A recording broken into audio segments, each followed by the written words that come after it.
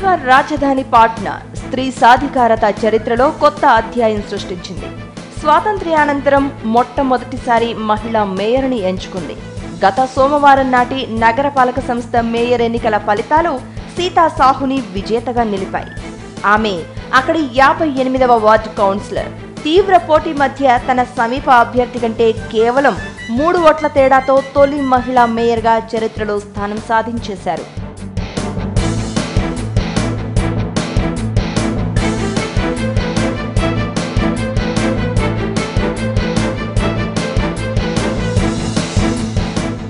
యాభై 59 సీతా సాహు 12వ తరగతి చదువుకుంది. పెళ్లయ్యాక ఇంటి గడప దాటని సగటు బీహారీ గృహిణిగా మిగిలిపోయింది. భర్త వైద్యనాథ్ పాట్నా నగరంలో ధాన్యం మిల్లు నడుపుతూ ఉండేవాడు. వాళ్లకు 3 పిల్లలు. 30 ఏళ్ల కిందట ఆయన చనిపోయారు. పిల్లల బాగోగుల కోసమే తొలిసారి బయట ప్రపంచాన్ని ఆమె చూసింది. భర్త వదిలి వెళ్లిన మిల్లుని తన చేతుల్లోకి తీసుకుంది. రాత్రి పగలు శ్రమించింది. దాన్ని లాభాల బాట పట్టించింది. మరోవైపు తల్లిగా పిల్లల్ని ఉన్నత విద్య చదివించింది.